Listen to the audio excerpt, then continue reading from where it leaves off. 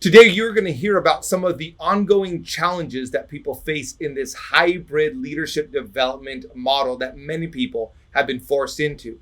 And you're going to hear some key strategies about what to do on an ongoing basis to develop your team. This is going to be with Tania Cervoni.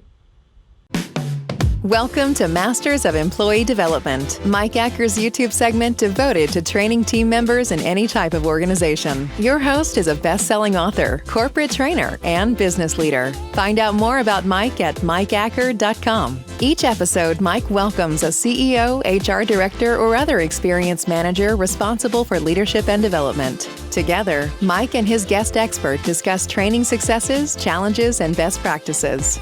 Lean in, listen, and take part in a community dedicated to improving life through increasing leadership. Now, here's your host, Mike Acker. Tanya, welcome to the program. Thank you so much for joining me this week. Great to be here. Thanks for having me. Let's dive in first before we really jump into employee development and what it looks like to really develop team members. Tell us a little bit about yourself and your company. Absolutely. So I work for an organization, a Canadian-based organization called Canadian Management Center. It's actually a global affiliate of the American Management Association, which is headquartered in New York City. And my role is, my title, I absolutely love my title, Senior Practice Leader. And I love it because nobody really knows what it is. So I get to invent it or reinvent it on the fly as I go. And I'm pretty sure to this day, my parents still really don't know what I do. But as the Senior Practice Leader, my job is to oversee a portfolio of leadership management courses and to really just make sure that they reflect best practices in the area of leadership development, that they're aligning with what our clients are needing. And then sort of under that umbrella, I'm also responsible for thought leadership. So we do a lot of thought leadership events lately, very much online, but we used to do them in person on all things leadership. So that's what I get to do every day. Okay, when you say thought leadership, what do you mean by that? Because there's a couple different ways that people might perceive that topic. Yeah, so really taking a look at, what's trending and how we can be of service. So during the pandemic, our version of thought leadership actually became really more about servant leadership, and people were really floundering, and we were, what can we do to support people? So, I did a series of what we called reality check conversations. These were short videos to help people have tips and tools for pivoting into this crazy virtual environment that we've gotten thrown into. But COVID aside, we take a look at what organizations are struggling with and how we can align what we do to be of service right now. For example, in partnership with the AMA, American Management Association, we're launching a global survey on innovation. So one of the things coming out of the pandemic is, innovation has always been important, but the way that we're defining innovation and how every employee needs to see their role in connection to helping organizations continue to pivot and reinvent themselves in this sort of perpetually uncertain world that we're living through. So we've got this survey going out, and then we'll use that data to share, new insights, to build off of stuff. There's a lot of great stuff out there, right? By all the big names, the Deloittes and the McKinseys and everything. But we take a slice of that and we tailor it to our audience, which is mainly new managers up to sort of mid-level managers. We do play a little bit in the executive space, but not as much. So, does that answer the question? Yeah, absolutely. And when you're working with these new managers or these established managers, what is, of all the different things that you've put together, whether it's something that's trending right now in thought leadership or something that you just know is tried and true, what are some things that you find out people saying, this is what helped me and my team? At an individual level or at a group level? Because I'm thinking of well, that's a great answer for both, right? So let's do both. Let's do group and individual. What are people saying?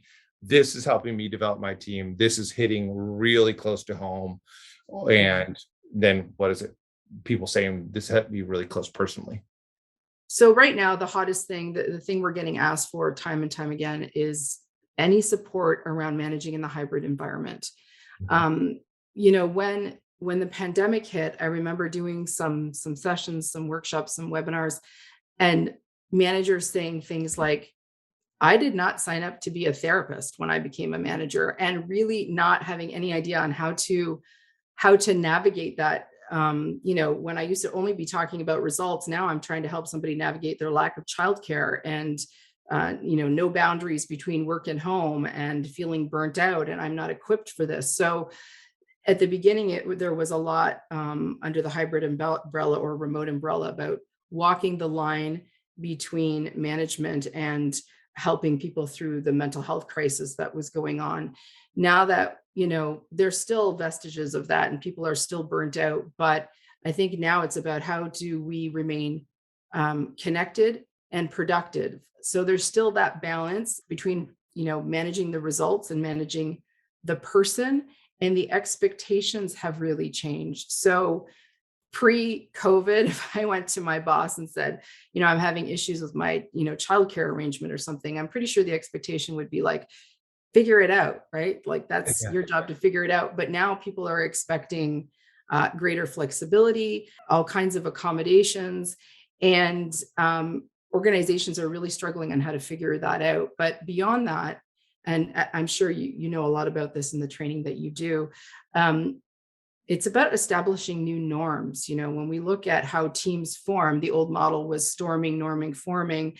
And now we've got to put norming at the beginning because, how we communicate, when we communicate, how we recognize people, when we've got some folks that are fully remote, some people are hybrid, some people are in the office. How do we make sure that that's fair, that's inclusive? So, and then don't even get me started on meetings. That's a whole other thing, right? Like many meetings sucked even before COVID, but right now I think our patience, and maybe I'm projecting my own personal opinion here, but my patience and threshold for meetings that waste my time, like I don't have any patience for that.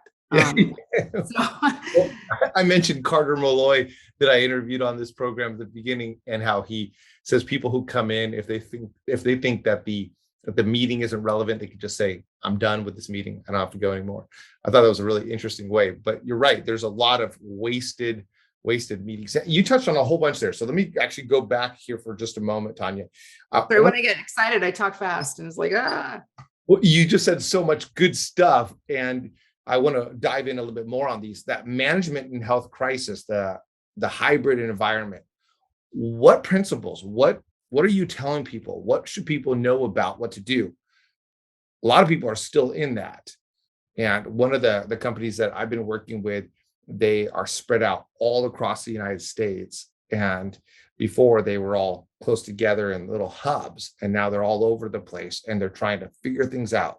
So what are you telling them? What's helping the people in these environments?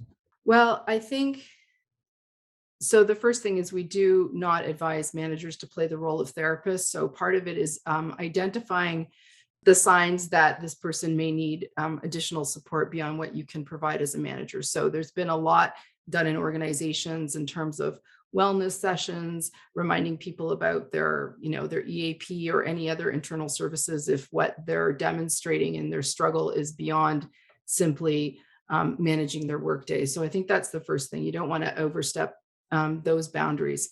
But beyond that, I think it's really helping managers take a look at the nature of the conversations that they're having with employees. So I'll give a specific example.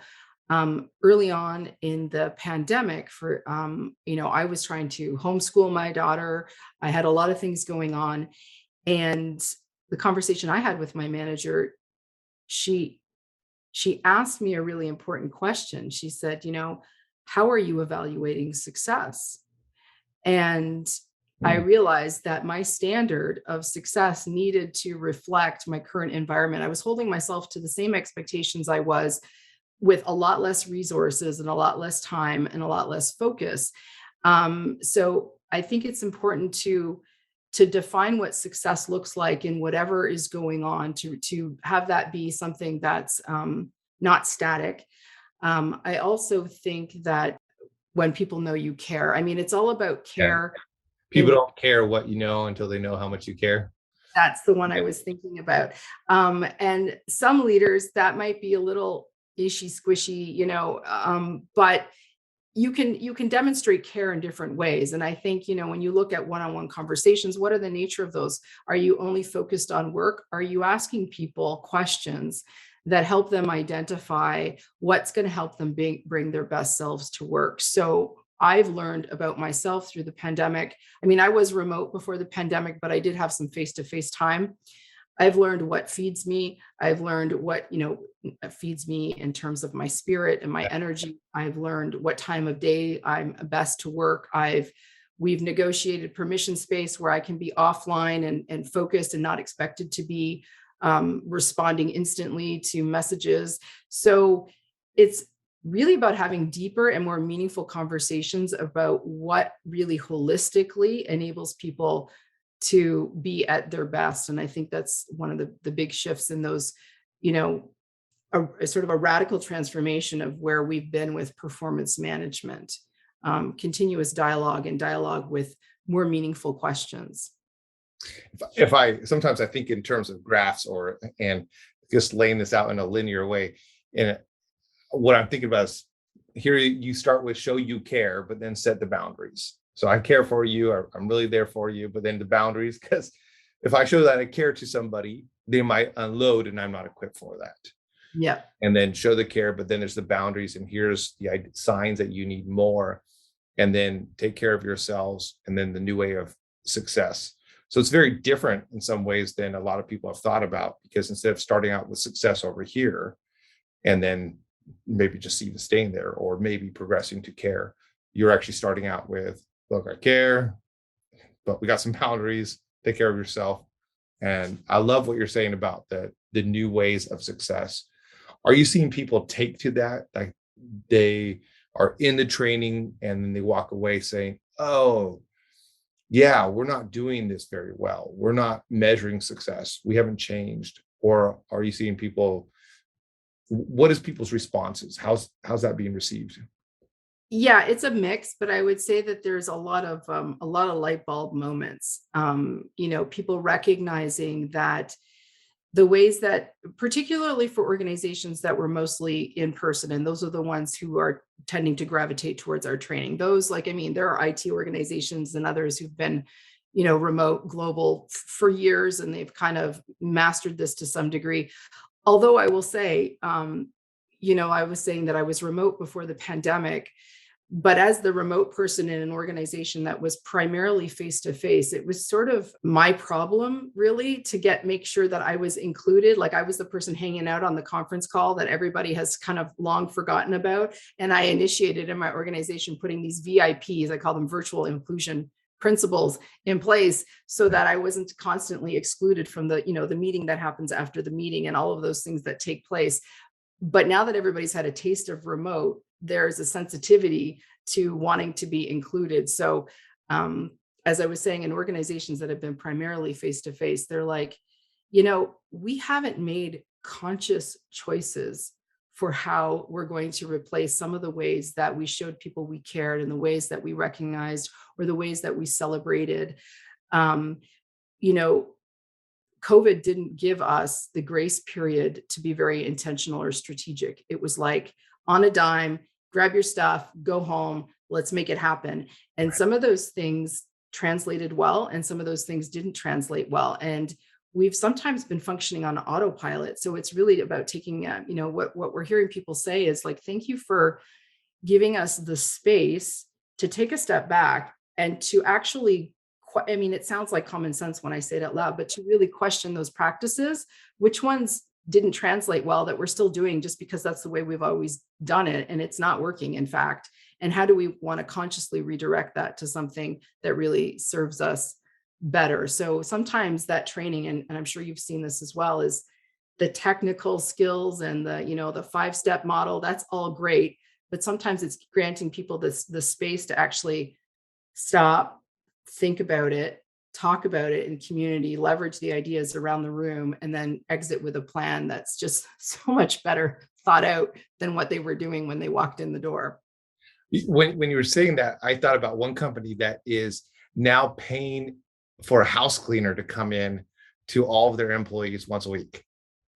Oh my God, I'm writing that down. Should we just make that standard? I think that should be the new norm. If you went from in person and now you're saving money on leases, then why not just invest that into house clean? I thought it was great. I thought it was a light bulb moment right there. This is a great way to show appreciation. Well, that's fabulous. Well, and it's funny because at the current moment, we no longer have a physical location in Toronto. So I was, half of our business has been the in-person training, which we're now bringing back, but it didn't make sense to have, prime Toronto real estate with all these training rooms that were sitting there empty. Now, I think the intention is to go back, but for the time being, we're all 100% virtual. Yeah, So very interesting. With one company, they had just built out this whole floor. Fantastic company. Loved working with them. Went out there, the whole floor was empty except for the executives.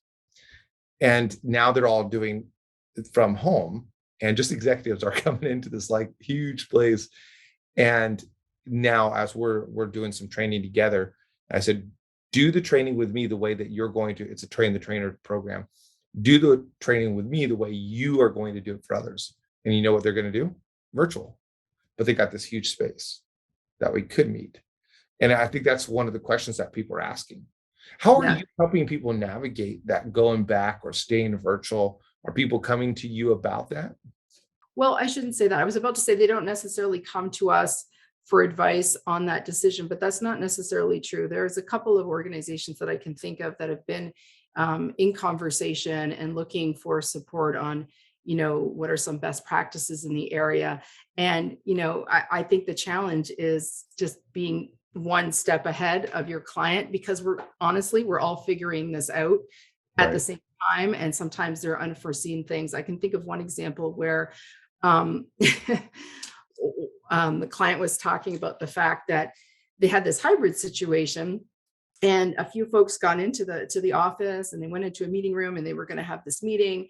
But then they were trying to set up the technology in a way that the remote people could see them and hear them well. But of course, the IT person was working from home that day, so nobody could get the technology to work properly. So they ended up making the commute back to their offices, rescheduling the meeting, and just doing it remotely. So I think one of the big questions people have to ask is, what is your definition of an inclusive meeting? If one person is remote, people are coming up with different rules. If there's one person remote, then, everybody's remote. If, because oftentimes the more senior folks they're more likely to be in the office. And, what kind of power dynamic does that set up if you're with, senior leaders and getting more airtime with them, but then there's certain people that are remote.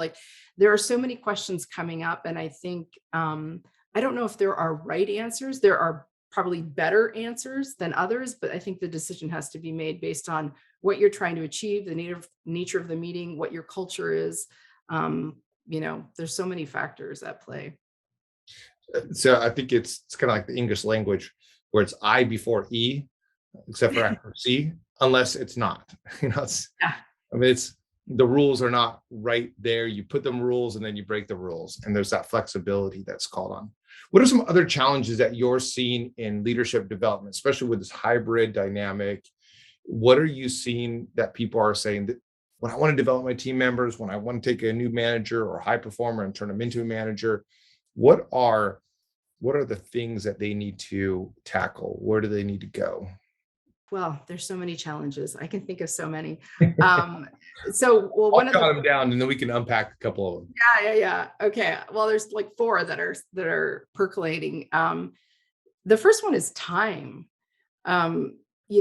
We used to, I'm going to really date myself, but have 5-day training programs that became 3-day training programs, which became 2-day training. And we still have some of those longer ones, right? Half-day ones. But honest to God, we're getting clients that, still have the 10 learning objectives, but they're like, we have an hour, to get that done. And of course, the temptation as a trainer, right, is to strip the stuff that takes a lot of time, which is the juicy stuff. It's the application stuff, and just be throwing theory. Well, we know where that goes.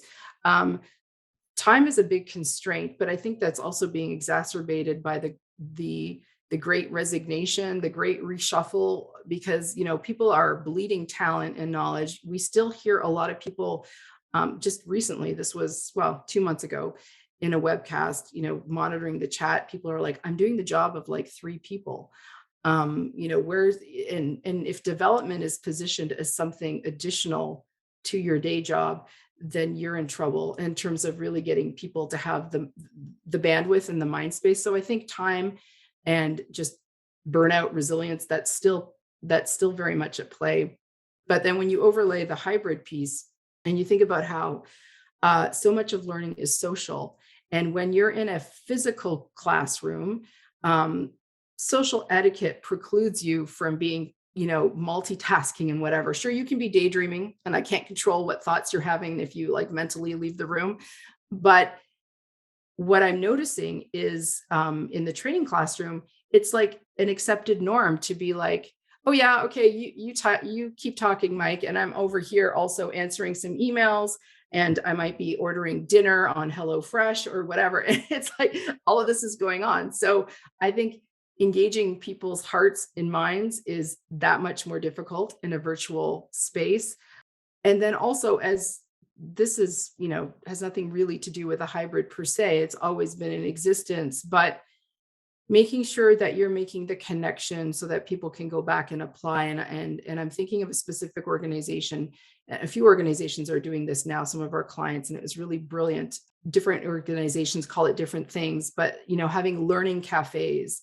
And this is a way to break down the learning. So folks are doing some individual training online on demand, and then they're trying to apply those concepts. So they've done different things: change management, coaching, delegation, whatever the topic is, they try to apply it, but then they come into a learning cafe. And the learning cafe is, and these sessions have been like selling out, booking out. You sign up for this.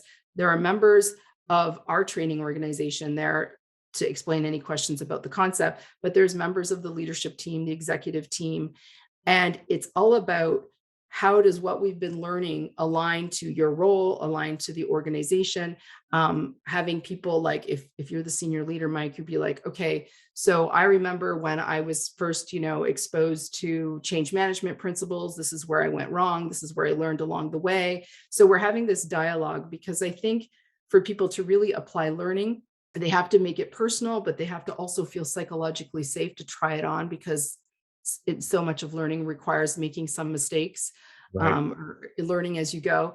And so being able to leverage the collective wisdom of people at your level going through it, people who've been there before, learning together. And then after the learning cafes, then they go back to another lesson and they continue to apply. And it's part of a continuous learning, which I know those of us in the learning and development field have struggled with, not wanting learning to be an event, but we still come up against that. And I think if you break it down in this way Yeah. and find a way to, and this works really well in a virtual environment, and you're coming into the training already with so much skin in the game, right? Because you've gone through the lesson, you've tried to apply it, there's going to be other leaders there to support you. So we don't have difficulties keeping people engaged in those sessions, for example, as opposed to something's more theory driven.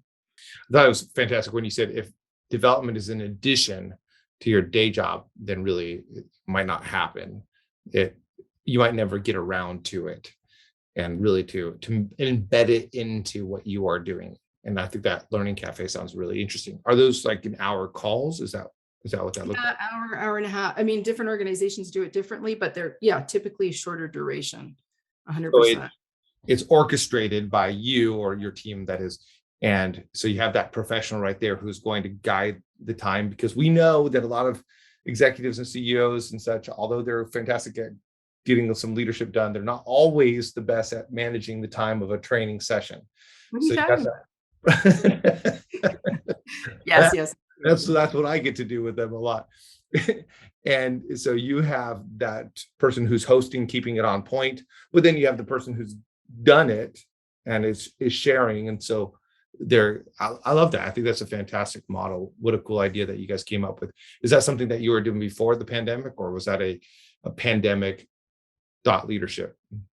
I don't think it happened as much pre-pandemic. I'm not going to say it never has, but it's definitely a model that we are applying more and more as people are tight on time. They want to make sure they're focused on the highest value add, but also being able to check in real time with how this is resonating with people. Because a lot of times it's kind of like, I've got all these cliches that I just can never remember, but it's the whole concept of, culture eats strategy for breakfast or whatever. I think I got that saying right. Yeah, you got it. You got it. Like one of the challenges when you asked about challenges is like competency versus culture, right? So organizations are saying, we need our people to be more innovative, for example. And so they send them to training, and then they think innovation was the issue. But meanwhile, they have managers that direct more than they do ask and listen. There's no tolerance for risk taking. So there's all these cultural barriers, bless you. And so, so by doing it in a collaborative community space, first of all, I mean, it communicates so much in terms of the commitment to learning, right? If you make the time, then it means that this really is important. But being able to say, I'm really struggling to see how I can apply some of what we're talking about, because here, we work in silos or whatever it is that the structural or the cultural barriers are.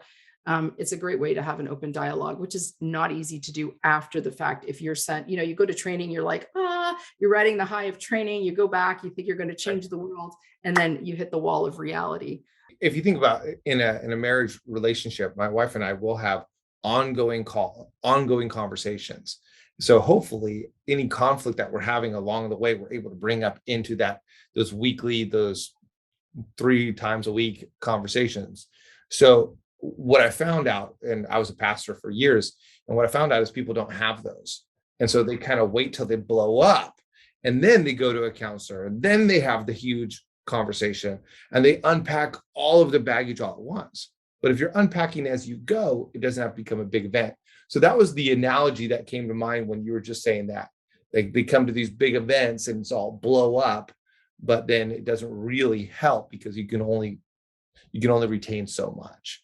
Versus if you're doing these learning cafes and you're doing gradual and you're incrementally developing and you're making it an ongoing part and have a chance to process what they're learning along the way in a book club or in a learning cafe or whatever else it might be. It's a great analogy. It works really well. Yeah. So talk to me about leadership pipelines. I've always been fascinated by leadership pipelines. I read that book, Leadership Pipeline, was it like 2001 or something came out? It's going back. Yeah. The white cover, I think it had red letters or something, wasn't it? Yeah, look at this right here. We'll just access the bookshelf right here. Boom. Yeah. This is, I think, one of the most fascinating books. I thought it was really boring, but at the time, it's been a long time since I read it, but I've been fascinated with the concept since. So what do you tell people when they need to develop a leadership pipeline? What kind of principles or direction are you giving them? Yeah. And it's funny. Well, in terms of my own organization, we're not even 20 people. So the concept of a traditional leadership pipeline really doesn't apply much. I will say, because we're small, we do wear many hats and we're very good at internal promotion. But, when I think back to some of my previous organization where I was more involved in that, or with some of our client organizations, I think one of the keys is really ensuring that you are defining potential in a way that aligns with your mission and vision, because leadership potential can really vary based on the type of culture that you need to have in your organization. And then, of course, you need the right tools to measure that potential. I remember back, I'm going to say like at least 15, 20 years ago, sitting in a talent calibration meeting. Have you ever sat in those talent calibration meetings where No. Well, maybe I have, but it wasn't called that. So now I'm curious. Oh, okay. Well, in the previous organization I was in, like some of how you're compensated is based on your performance rating, but there's only so much money in the pot. And so they wanted to make sure that ratings were being applied in a fair way. So especially for more senior roles, let's say, okay, we're evaluating Mike, and it's like, well, I want to give Mike, a 5 out of 5, on a performance scale. And then other people have worked, yes, other people who've worked with you will be like, well, I think, he's great, but he really needs to develop in this area. And they start debating out some of these performance ratings because they drive, bonuses, and, you can't have everybody at the top end because that means that you're not really evaluating. It's almost a little bit archaic in the Jack Welch sort of way. But, all that to say that how I might see your potential and how others might see your potential can vary greatly. So, are we aligned on how we're defining performance and potential? Are we aligned on how we're measuring it? And what tools are we using? Because as we know through the hiring process and biases and all that kind of stuff, just relying on people to be like, yeah, I think he's a good fit, is not the best way to go about it. So in my organization, we don't have a proprietary tool that we use for measuring potential. We have partnered with different organizations to use tools or recommend tools, but I really think it's important to be using some type of objective measure in addition to what various stakeholders have to say about someone's potential. What are you using? What tools are you using from other organizations? We've used different ones, and the one that we're using now was just fairly recently renamed. And hopefully the name will come to me. But while I'm thinking about, because they got bought out, and I'm now trying to think of it. In the past, like in my previous organization, it was a proprietary tool by a consulting company. But I think what's really important in then the tool that we use now, it allows you to customize and to rate the levers and say, just how much of a priority certain things are. Because the truth is, although let's take innovation for instance, is important, but there's going to be varying levels depending on what area of the organization that you're in. One of the things I think is more important than ever is just the whole piece about emotional intelligence. Yeah. I think that just continues to become important. And the notion of empathy, especially understanding empathy, understanding how to create belonging, inclusion, psychological safety, all of those types of things. Because at the end of the day, no matter what your technical skills are, one of the biggest things that catapults people's development, and the area where I've probably had the most impact, is helping people shift their perception and their mindset, right? Uncovering those limiting beliefs that they hold about themselves that hold them back. Or even when you were talking about the example with you and your wife and having conversations, in a previous life, I used to deliver a program called Crucial Conversations. I don't know if you've. Oh, yeah, I do know that. Yeah, it's a great program. It's a great program. My current organization has something similar in spirit. It's called Critical Conversations, but regardless of the title, so much of catapulting employee development has been understanding the stories that we tell ourselves and how we define ourselves. So, I used to be a 360 feedback coach in my previous organization, and this was primarily for people who went from an individual contributor role to a manager, and how stuck they would get because so much of their identity, how they derived value, how they were rewarded was based on their own individual contributions, and having to make that shift to seeing that their value is now getting work done through others. It's funny. I'm just going to go on a little spiritual path here, but there's a book called A Course in Miracles, and they say that a miracle is nothing more than a shift in perception. So that mindset piece, that shifting people's perception, is absolutely key. And I've gone way off on a tangent from leadership. I think it was totally fascinating.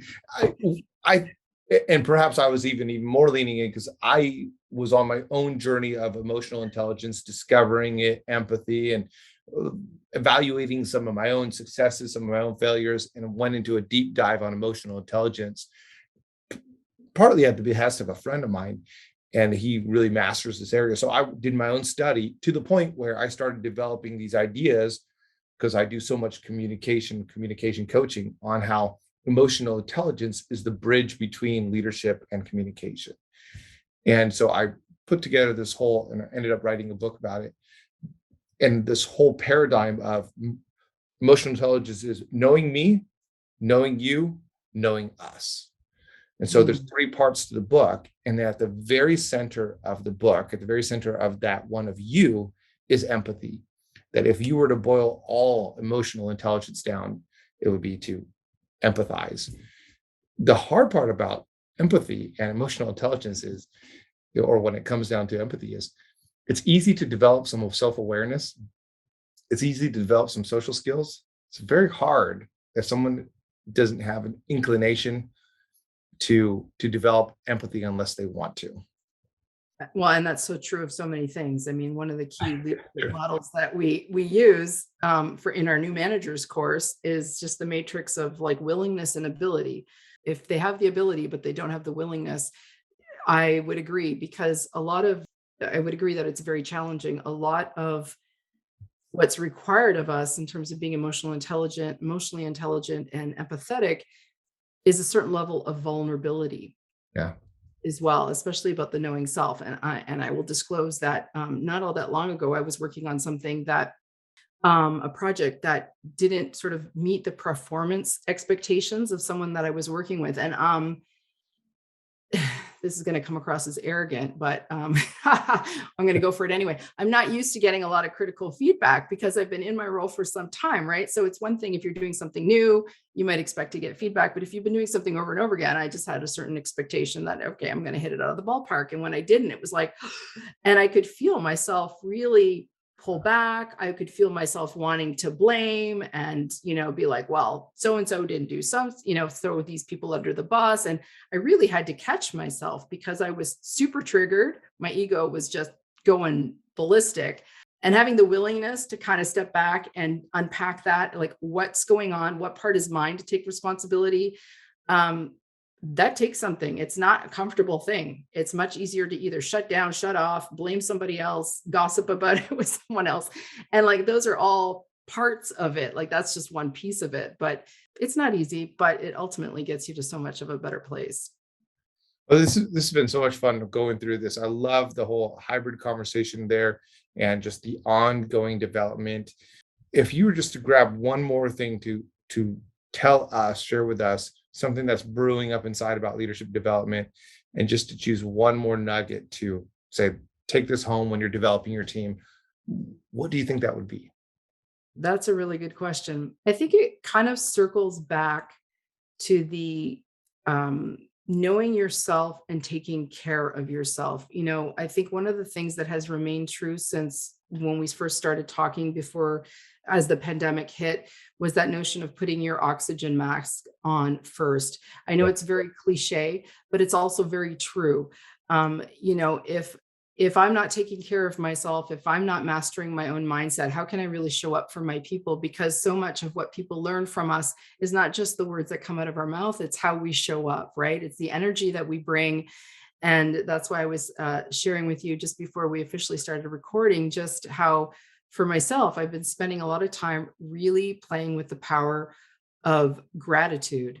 So whatever that is that grounds you, I mean, it has been so impactful for me that, I had mentioned that I'd published authored a gratitude journal for children because I want this to start earlier. The inspiration was doing it for my daughter, but you see gratitude and appreciation now words in the corporate arena that you never saw before. You see the word forgiveness coming into the corporate arena. Nobody was talking about that before.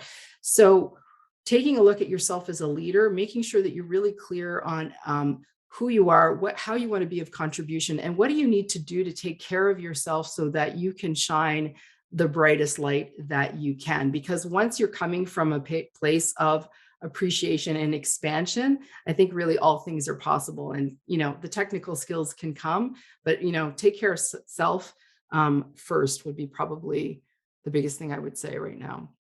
I love how you wove all that together there with appreciation, self-awareness, forgiveness, and even sometimes forgiving ourselves for not being able to have the same amount of whatever we had before the pandemic, and allowing there to be grace for yourself or grace for others. So well done pulling that all together. Tanya, this has been so fun just talking with you beforehand. Now, thank you so much for sharing your insights, your thoughts.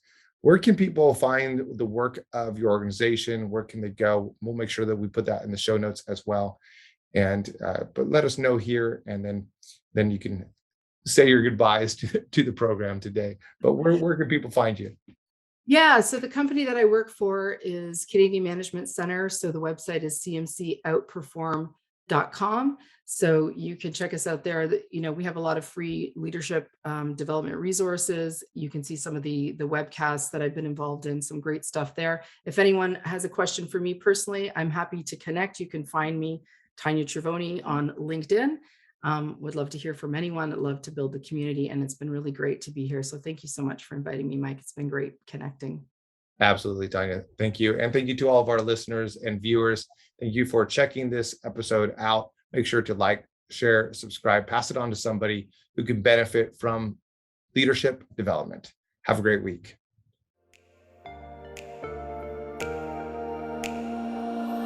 Thanks for listening to Advance with Mike Acker, a podcast designed to provide an edge for leaders through improving practical leadership skills and increasing confidence in speaking. Mike is a best-selling author and business owner who has helped many leaders increase their skills and their confidence, propelling them to new heights in their personal and professional endeavors. Join an incredible group of professionals taking the steps to become better leaders at connect.stepstoadvance.com. Don't forget to rate, review, and subscribe so you never miss an episode.